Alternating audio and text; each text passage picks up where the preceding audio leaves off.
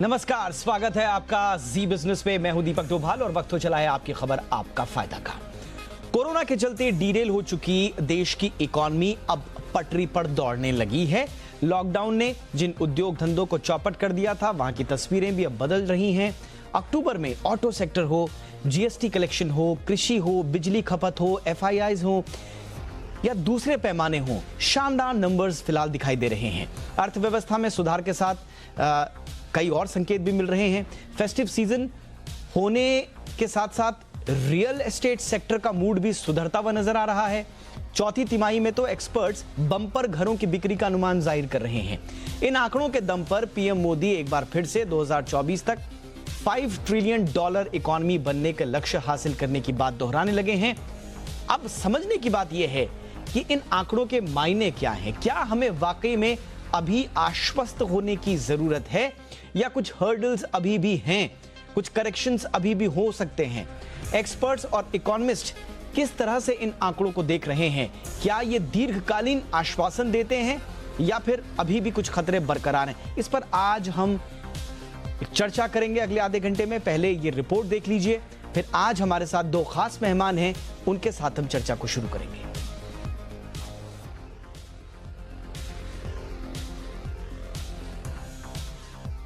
चलिए तो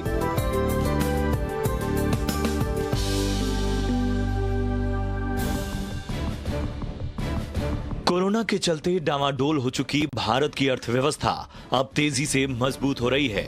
अक्टूबर के सभी आंकड़े साफ साफ बता रहे हैं कि लंबे लॉकडाउन से जो आर्थिक गतिविधियां जाम हो गई थीं, उनमें मार्च से पहले वाली रफ्तार देखने को मिल रही है। अलग अलग सेक्टर से जो संकेत मिल रहे हैं वो साफ बता रहे हैं कि हिंदुस्तान तरक्की की नई इबारत लिखने की राह पर आगे बढ़ चुका है।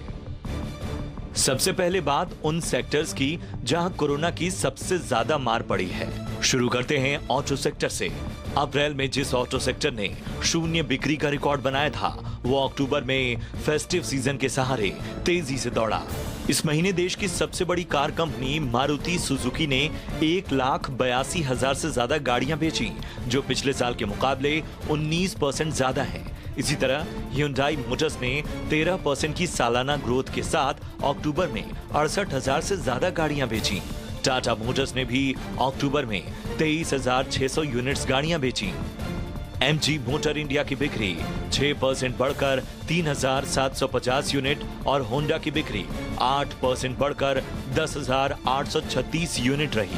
टू व्हीलर सेगमेंट में भी अच्छी रिकवरी देखी गई। हीरो मोटोकॉर्प ने अक्टूबर 2020 में बाइक और टू व्हीलर की करीब 8,07,000 यूनिट्स बेची।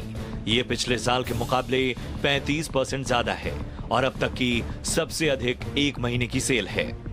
इसी तरह इस महीने बजाज ऑटो की बिक्री 11% बढ़कर 5,12,000 यूनिट और टीवीएस मोटर की बिक्री 22% बढ़कर 3,94,000 यूनिट रही।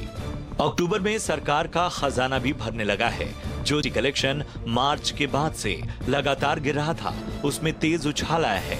अक्टूबर में जीएसटी कलेक्शन 1,05,155 करोड़ रुपए रहा। फरवरी के बाद पहली बार जीएसटी कलेक्शन 1 लाख करोड़ रुपए के पार रहा। इसमें करीब 19,200 करोड़ रुपए सीजीएसटी तो 25,411 करोड़ रुपए एसजीएसटी और 52,540 करोड़ रुपए आईजीएसटी के हैं। जीएसटी कलेक्शन बढ़ने का मतलब साफ है कि अर्थव्यवस्था का चक्का चल चुका है, जो देश के लिए शुभ संकेत हैं। अक्टूबर में इकोनॉमी में रिकवरी का एक और संकेत मिला।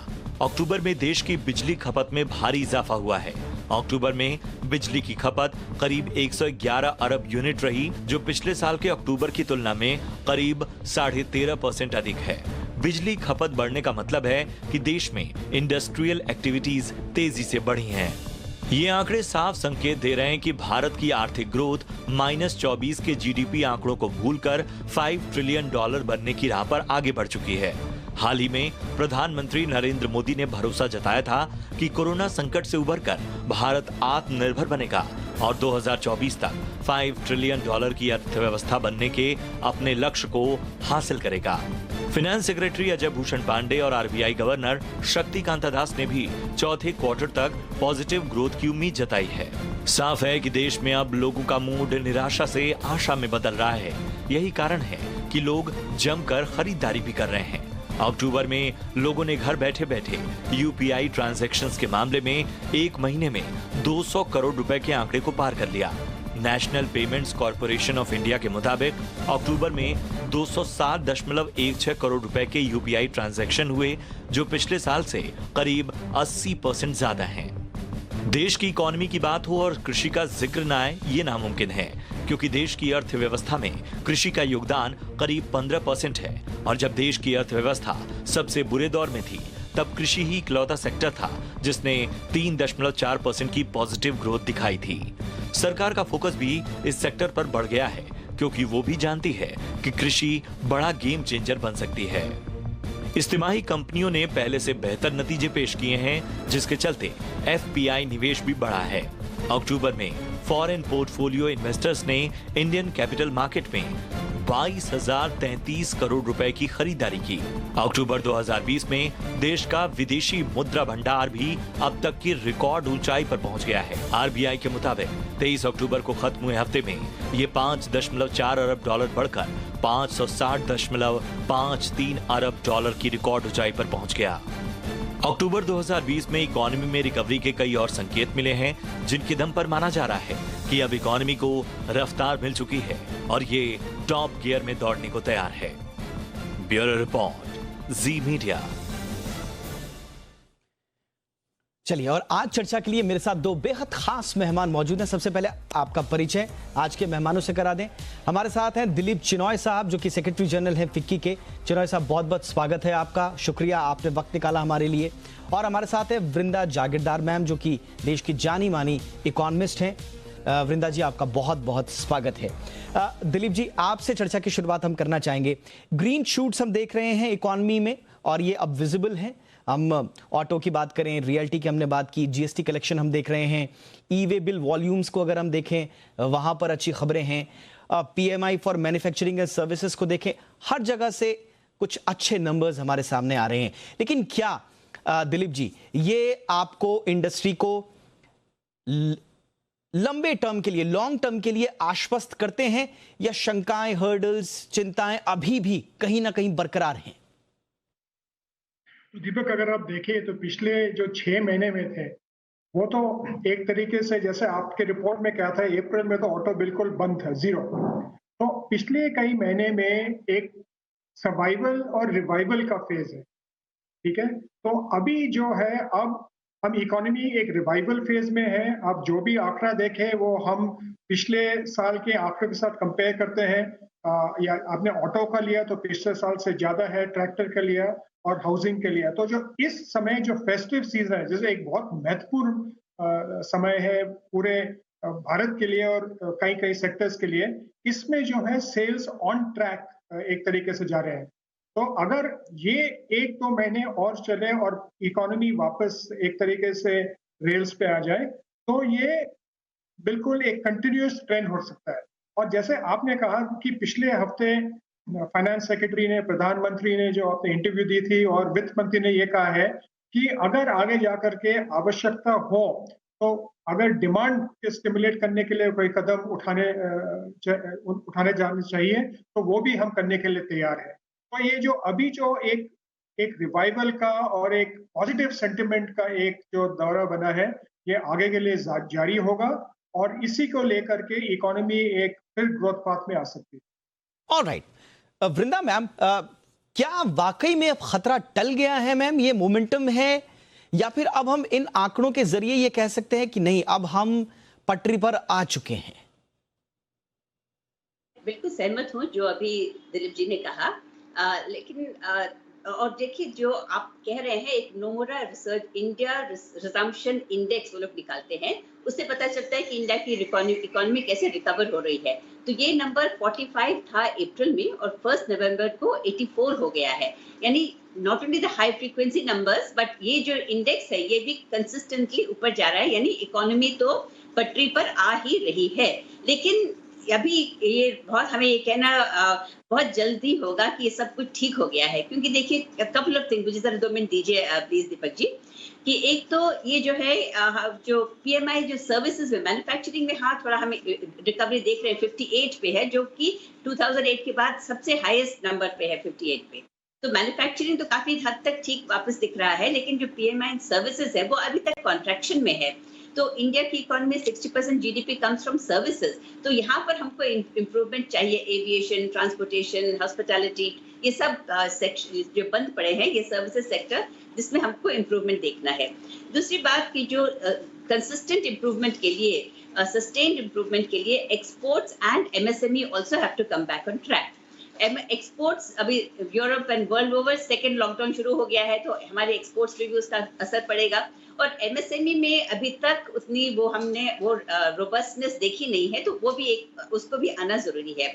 और ये जो रिवाइवल इन डिमांड है, ये कहाँ तक dependent on festival and festival demand और स्टिमुलस, ये कहाँ तक इस पर ही निर्भर है, ये भी देखना हमें पड़ेगा, क्योंकि ये अगर सिर्फ ओनली फेस्टिवल एंड स्टिमुलस पे है तो ये तो टेम्पररी फैक्टर्स हैं। एंड फाइनली लास्ट पॉइंट मैं कहना चाहूंगी कि जो इन्फ्लेशन और लिक्विडिटी, इन्फ्लेशन पे अभी तक खतरा बना हुआ है, क्योंकि 6% प्लस पे है लास्ट 3 क्वार्टर्स। और ये जो लिक्विडिटी पंपिंग किया है गवर्नमेंट आरबीआई ने, एक तो वो डॉलर्स खरीद रहे हैं, तो उससे तरफ से लिक्विडिटी आ रही है, दूसरी ओएमओस भी पंप कर रहे हैं, तो फिर ओएमओस भी कर रहे हैं, तो इसलिए लिक्विडिटी उससे भी पंप हो रही है। तो बैंक्स के पास बहुत ज्यादा लिक्विडिटी है और क्रेडिट डिमांड नहीं बढ़ रही। तो इसलिए ये जो सिचुएशन है, ये सब दिखाता है कि अभी तक हमें काफी और काम करना है। The worst is not yet behind us. हाँ, ये बहुत अच्छी बात है जो आपने नंबर्स अभी दिखाए हैं, they are very very reassuring, but our work is not done yet. Yes, अभी काम पूरा अभी हुआ नहीं है। क्या चिनॉय साहब, आप लोगों ने फिक्की ने कुछ स्टडी किया होगा? आप लोग अपना रिप्रेजेंटेशन लगातार सरकार के सामने रखते भी रहते हैं, सरकार ने आपसे सलाह आवश्यक तौर पर मांगी भी होगी। क्या आप अभी कुछ मानते हैं जहां पर अभी भी पेन पॉइंट्स हैं, कुछ ग्रीन शूट्स जो हम देख रहे हैं, अपार्ट फ्रॉम देम अभी पेन पॉइंट, स्ट्रेस पॉइंट्स कहां पर हैं? जैसा कि मैम भी अभी कह रही है कि उन पर अगर हमने फोकस किया तो ये शायद सस्टेनेबल ग्रोथ हो सकती है। कहां कुछ चिन्हित किए हैं आप लोगों ने सर? इस दौरान सरकार के साथ लगातार बातचीत हो रही है, डायलॉग हो रही है, और हर लेवल पे इंडस्ट्री की सुनवाई हो रही है। जैसे मैम ने कहा था कि जो लिक्विडिटी है, लेकिन क्रेडिट का एक चैलेंज है।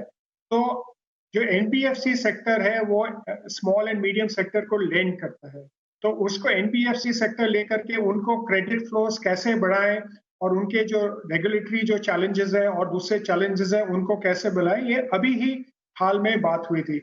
दूसरा जो हम बात कर रहे हैं कि इसको जो क्राइसिस जो पीरियड है वो हमारे पीछे हो गया, हमारे सामने एक चुनौती है, और चुनौती ये है कि हम इस ग्रोथ पीरियड को कैसे जारी रखें। तो एक तो ये एमएसएमईज को क्रेडिट और सपोर्ट देने का एक तरीके से दें और उनकी ग्रोथ के एक तरीके से भागीदार बने।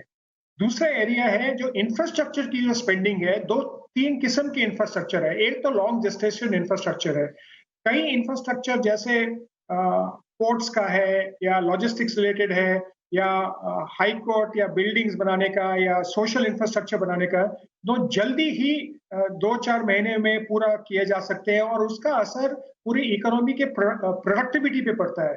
तो वो जो नेशनल इंफ्रास्ट्रक्चर पाइपलाइन में जो उनमें से जो प्रोजेक्ट्स हैं उनको एक तरीके से जल्दी किया जाए और आगे किया जाए। और जैसे सर्विस सेक्टर के लिए जो बात की थी विद्या जी ने कि ये सेक्टर को उसको कैसे वापस लाए, उसके लिए भी सुझाव दिए गए हैं, चाहे वो एडिशनल क्रेडिट फ्लो हो, एक्सटेंशन ऑफ क्रेडिट हो या कोई एम्प्लॉयमेंट सपोर्ट हो, वो बात भी की गई है। और ये बातचीत जारी है। हमें जो संकेत मिल रहे हैं सरकार से कि वो सब उनका समझ में आ रहा है, और अगर जैसे जरूरत पड़े आगे जा करके अगर इसके रिवाइवल और डिमांड में कोई तकलीफ हो या कोई एडिशनल स्टिमुलस की जरूरत है तो उनको कंसिडर करने के लिए भी फुली तैयार है। बिल्कुल। वृंदा मैम, फिर जिस पर आपने फोकस किया था शुरुआत में, और मुझे लगता है वो पॉइंट बड़ा इंपॉर्टेंट है कि सर्विस में पीएमआई फॉर सर्विस है वो अभी भी कॉन्ट्रैक्शन में है, जैसा आपने इस पर जोर भी दिया कि मैन्युफैक्चरिंग में हम थोड़ा अच्छे नंबर्स पे हैं अभी, लेकिन थोड़ी चिंता अभी सर्विस की है, और आपने बताया भी कि जीडीपी में इसका बड़ा इंपॉर्टेंट सिग्निफिकेंट रोल है। किया क्या जाए, कहां पर सरकार को अभी थोड़ा सा जोर लगाना पड़ेगा, क्योंकि सरकार की तरफ ये सेक्टर बहुत देख रहा है, स्टिमुलस पैकेज के रूप में देख रहा है, रियायतों के तौर पर देख रहा है, लेकिन अभी तक निराशा हाथ लगी है। क्या करना होगा मैम सरकार को?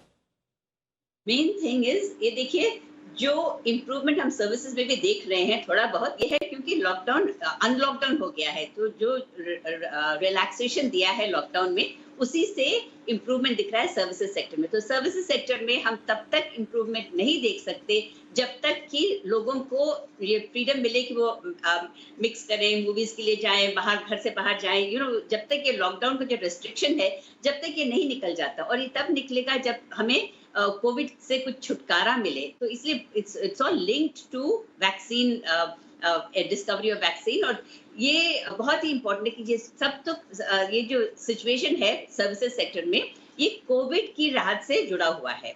तो जब तक गवर्नमेंट जितना भी करे, जब तक ये लॉकडाउन को पूरी तरह से उसको रिलैक्स ना करे, सर्विसेज सेक्टर में ग्रोथ देखना बड़ा कठिन ही है। एंड दूसरी तरफ ये छोटे जो एमएस फार्म सेक्टर के लिए जो किया है वो बहुत ही अच्छा है। तो फार्म सेक्टर की तरफ से तो डेफिनेटली सपोर्ट मिलेगा और रूरल डिमांड भी बढ़ रहा है, लेकिन एमएसएमईज के लिए चिंता अभी तक बनी हुई है। तो यहाँ पर कुछ स्टेप्स सोचना पड़ेगा कि एमएसएमईज को हम कैसे पटरी पर वापस लाएं, क्योंकि ये जो देखिए स्ट्रीट वेंडर्स के लिए भी जो कुछ गवर्नमेंट ने अनाउंस किया था, उसमें भी कुछ खास इम्पैक्ट नहीं दिख रहा है। तो एक्चुअली प्रॉब्लम कहाँ है, इसके लिए कुछ और थोड़ा स्टडी करना पड़ेगा। बिल्कुल, मुझे एक ब्रेक पर जाना है, लेकिन ब्रेक पर फटाफट से मैं एक सवाल चिनॉय साहब आपसे पूछना चाहूँगा, जिस पर फोकस अभी मैम भी कर रही हैं। सर, हमने एग्रीकल्चर को खोला, उसमें कभी हमने रिफॉर्म्स की बात कही है, कई दूसरे सेक्टर भी खोले हैं घरेलू कंपनी को बढ़ावा देने के लिए। अब हमने आत्मनिर्भर भारत का भी एक नया हमने शुरुआत की है, उसका कुछ असर दिख रहा है सर? ये जो नंबर्स, जो ग्रीन शूट्स हैं, उनके कुछ नंबर्स दिख रहे हैं, या जैसा मैम बता रही हैं कि इकोनॉमी खुली और वो एक्सपेक्टेड लाइंस पर है? नहीं, देखिए, अगर आप एफडीआई नंबर्स देखें तो एफडीआई नंबर्स विश्व में गिरावट हुई है, लेकिन इंडिया में जो पहले 5 या 6 महीने में एक करीब से इंक्रीज किया गया है जो हमारे एफडीआई के नंबर्स हैं। आपने एफपीआई का तो आपने जिक्र ही किया था। दूसरा, जो प्रोडक्शन लिंक्ड इंसेंटिव स्कीम्स हैं, जैसे उन्होंने इलेक्ट्रॉनिक कंपोनेंट्स और मोबाइल्स में किए थे, उनका जो लास्ट डेट फॉर एप्लीकेशन और अप्रूवल खत्म हो गया है और उनकी एक्टिविटी शुरू हो गई है। जो एक्टिव फार्मास्यूटिकल इंग्रेडिएंट्स हैं और की स्टार्टिंग मटेरियल्स हैं जो फार्मास्यूटिकल सेक्टर में, वो भी एक तरीके से शुरू हो गया है। तो और जो डिफेंस का जो रिजर्वेशन फॉर डोमेस्टिक कंपनीज था, वो भी एक तरीके से शुरू हो गया है। तो कई कई सेक्टर्स में जो उन्होंने कदम लिए हैं, उसका इन्वेस्टमेंट हो रहा है और उसकी जो डिमांड पूरी करने के लिए एक तरीके से तैयारी हो रही है। एक साइड से वो हो रहा है। दूसरा जो है, जो इकोनॉमी जो धीरे धीरे जो गवर्नमेंट के जो सारे इंफ्रास्ट्रक्चर प्रोजेक्ट्स हो, चाहे रोड हो, चाहे अलग किस्म की चीज हो, उसमें आप काफी इंक्रीज देख रहे हैं। जो अभी अपने हाउसिंग का जिक्र किया था, तो महाराष्ट्र में जो उन्होंने जो स्टैम्प ड्यूटी रिड्यूस किया था, उसके वजह से काफी एक तरीके से बहुत सारी रजिस्ट्रेशन हुई, बहुत सारी खरीदारी हुई। और अगर दूसरे स्टेट गवर्नमेंट भी ऐसे स्कीम को आगे ले जाए, तो हमारा ये मानना है कि ये एक तरीके से कंटिन्यू हो सकता है और ग्रोथ आ सकती है आगे जाकर। तो ऑटो सेक्टर हो, रियल्टी हो, जीएसटी के नंबर्स हो, काफी एनकरेजिंग नंबर्स लगातार आ रहे हैं, और अब ये माना जा रहा है कि अब भारतीय अर्थव्यवस्था अपनी रफ्तार पकड़ रही है। लेकिन क्या ये रफ्तार क्षणिक है या इसमें कुछ दीर्घकालिक संकेत भी दिखाई दे रहे हैं? आज हम इस पर कर रहे हैं चर्चा। और क्या ये एक्चुअल ग्रोथ अब हमारी सामने है हमारे, या अभी भी चुनौतियां बाकी हैं? इस पर हम चर्चा कर रहे हैं। मेरे साथ दो खास मेहमान मौजूद हैं, चिनॉय साहब और वृंदा मैम। वृंदा मैम, वित्त सचिव अजय भूषण पांडे जी ने जी बिजनेस के साथ एक्सक्लूसिव बातचीत में ये साफ किया है कि 0% पर ग्रोथ रहेगी, जबकि हम सब लोग जानते हैं कि बहुत सारी रेटिंग एजेंसीज तो -10% के आसपास के अनुमान जाहिर कर रही थी। क्या अभी के नंबर्स के हिसाब से या अभी के माहौल के हिसाब से सरकार पर कितना भरोसा है आपका कि जो पांडे साहब कह रहे हैं 0% पे एटलीस्ट उसको हम अचीव कर पाएंगे मैम? देखिए 0% भी बहुत अच्छी बात है कि नेगेटिव तो नहीं है ना। तो जहाँ पर पूरी दुनिया में नेगेटिव चल रहा है, अगर हम बैलेंस पे आ जाएं तो ये भी अच्छी बात है। लेकिन देखिए बेसिकली आपका ये प्रश्न था कि इसको कैसे लॉन्ग टर्म में इसको कैसे सस्टेन करें। एक तो है कि जो मैन्युफैक्चरिंग को जो सपोर्ट दिया जा रहा है उसको कंटिन्यू करें और भी सेक्टर्स को इसके अंदर ले आएं, ताकि इससे मल्टीप्लायर इफेक्ट ऑफ जॉब्स भी होगा, प्रोडक्शन भी बढ़ेगी, सप्लाई साइड, सप्लाई चेन सब व्यवस्था ठीक रहेगी। और अभी जो चाइना से रिलोकेट कर रहे हैं कुछ कंपनीज, जापान फॉर एग्जांपल, वो सारे अपने चाइना से बंद करके निकल रहे हैं। तो ऐसी कंपनीज हमारे पड़ोसी देशों में भी जा रहे हैं, वियतनाम, बांग्लादेश, ऐसे देशों में भी जा रहे हैं। उनको कैसे हम अट्रैक्ट करें, उनको इंडिया में कैसे लेके आए, तो इस पर थोड़ा ज्यादा विचार करना है। और second thing is rural sector पे हाँ, जो फार्म की जो प्रपोजल्स दिए हैं वो बहुत ही अच्छे हैं, लेकिन इसको और बढ़ावा देना। रूरल सेक्टर में देखिए इट्स नॉट ओनली एग्रीकल्चर, सो और जो माइग्रेंट लेबर जो वापस रूरल एरियाज में गई है, not all of them are returning, तो इसलिए वहाँ उस एरिया में एम्प्लॉयमेंट कुछ क्रिएट करने की आवश्यकता है। और like for example food processing, farm exports, small industry, ये सब छोटे गांव के पास, शहरों उन एरियाज में उसको क्रिएट करना है। और तीसरी बात इज दैट लॉज, जो हमारे जो जुडिशियल रिफॉर्म है उसकी भी बहुत आवश्यकता है। उसको भी अगर हम जल्दी से करेंगे, जो पुराने लॉज हैं उनको स्क्रैप करके, जो जितना समय लगता है कॉन्ट्रैक्ट एनफोर्समेंट के लिए, अगर वो सब भी हम करें तो लॉन्ग टर्म में इन्वेस्टर्स को कॉन्फिडेंस मिलेगा और हमारी लॉन्ग टर्म ग्रोथ जो है वो एकदम पटरी पर बनी रहेगी। ओके मैम, एक बड़ा अच्छा जिक्र आपने किया। मैं चिनॉय साहब आपसे थोड़ा सा इसका अपडेट लेना चाहूंगा। सरकार ने देखिए, जब चाइना से वायरस की खबर जब फैली तो जाहिर सी बात है पूरी दुनिया के लिए एक अवसर ये था कि चाइना से जो उद्योग धंधे निकल रहे हैं वो हमारे लिए, भारत के लिए भी उसका सरकार ने आगे बढ़ के इसको एक नारा भी बनाया कि हम इसको इनकैश करना चाहते हैं देश में। हमारे यहाँ बहुत सारे राज्यों में लेबर जो लॉज हैं उनमें चेंजेस भी किए गए ताकि हम बाहर की कंपनियों के लिए ईज ऑफ डूइंग बिजनेस को और आकर्षित कर पाएं। लेकिन यही अवसर पूरी दुनिया के लिए, जैसा मैम कह रही हैं कि बांग्लादेश, दूसरे इलाके, यूरोप की कंट्रीज में बहुत सारी कंपनीज शिफ्ट ऑलरेडी हो चुकी हैं। भारत के लिए अपडेट क्या है सर? सरकार ने जो सोच रखी और उसके लिए जो कदम उठाए, क्या हम विदेशी कंपनियों को आकर्षित कर पाए हैं सर अभी तक, कम से कम जो चाइना में थी? दीपक जी, अगर आप 3 या 4 सेक्टर देखें, चाइना का जो प्रभाव इंडियन इकोनॉमी में पड़ा है वो डिफरेंट अलग अलग तरीके से पड़ा है। एक अगर आप देखें, जो हमारा फार्मास्यूटिकल और क्रिटिकल केमिकल्स का जो इंडस्ट्री थे वो चाइना के इंपोर्ट के ऊपर डिपेंडेंट थे, क्योंकि उनके इंपोर्ट के बगैर ये फार्मास्यूटिकल प्रोड्यूस नहीं कर सकते थे और ये केमिकल्स नहीं बना सकते थे। तो गवर्नमेंट का एक दायरा था कि उसको जो इंपोर्ट करते हैं उसके इंडिपेंडेंट कैसे रहे और डोमेस्टिक मैन्युफैक्चरिंग कैसे बढ़ाए। उनके लिए उन्होंने प्रोडक्शन लिंक्ड इंसेंटिव स्कीम बनाए और फेज्ड मैन्युफैक्चरिंग प्रोग्राम जारी किया है। दोनों पीएलआई और पीएमआई में आज तक जिस सेक्टर में जितने भी एक तरीके से इनविटेशन किया गया था, एप्लीकेशंस इनवाइट किए थे, सारे एप्लीकेशंस आ गए हैं। मोबाइल फोन्स में तो 4 एप्लीकेशंस आ गए हैं, 4 उन्होंने अप्रूव कर दिए हैं और अलग अलग सेक्टर्स में अप्रूवल आ रहा है। तो वो इन्वेस्टमेंट एक तरीके से जो हम क्रिटिकल इंपोर्ट्स के ऊपर डिपेंडेंट थे वो हो रहा है। दूसरा जो ठीक है, विश्व भर में कई आइटम्स थे जो चाइना के एक्सपोर्ट के ऊपर निर्भर थे। तो अगर हम खाली हेल्थ रिलेटेड देखें, जैसे पीपीई इक्विपमेंट, मास्क और वेंटिलेटर्स, इंडिया एक ऑल्टरनेट सोर्स बन गया इतने कम समय में। तो जो जैसे भी जो एक्सपोर्ट मार्केट में भी जो जैसे विंद्रा जी ने कहा था कि एक्सपोर्ट को बढ़ावा देने का एक बहुत बड़ा महत्वपूर्ण कदम उठाना चाहिए, लेकिन जहां पे भी इंडियन इंडस्ट्री में कैपेबिलिटी है उसमें गवर्नमेंट और इंडस्ट्री साथ मिल करके वो एक्सपोर्ट को एक तरीके से बढ़ावा देना, चाहे वो एक्सपोर्ट प्रमोशन काउंसिल के साथ हो या गवर्नमेंट अपने एम्बेसीज के साथ एक तरीके से दो।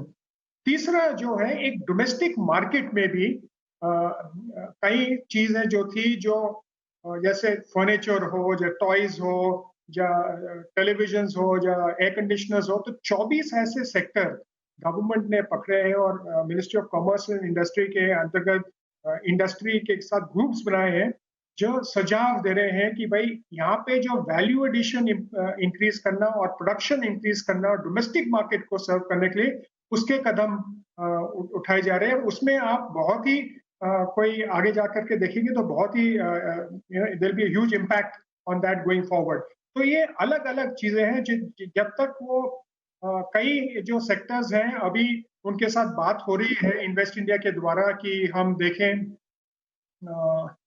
देखें कि इन्वेस्टमेंट को कैसे अट्रैक्ट किए गए और स्टेट गवर्नमेंट्स भी इस समय इन्वेस्टमेंट को अट्रैक्ट कर रहे हैं। तो ये एक whole of India, whole of government and industry approach है। तो हम इसको कैसे इन्वेस्टमेंट को बढ़ाएं और सेक्टर्स में प्रोडक्शन कैसे बढ़ाएं। ऑलराइट सर, बहुत बहुत शुक्रिया आप दोनों का आज की बातचीत के लिए। दिलीप चिनॉय साहब, थैंक यू सो मच, आपने वक्त निकाला। वृंदा जागीरदार मैम, आपका भी बहुत बहुत शुक्रिया। और इकॉनमी जैसे जटिल विषय को बड़ी आसान भाषा में, उसकी चुनौतियों से लेकर और सरकार के लिए क्या क्या सुझाव हो सकते हैं, इसको बड़ी आसान भाषा में आप दोनों ने हमें समझाया। बहुत बहुत शुक्रिया आप दोनों का।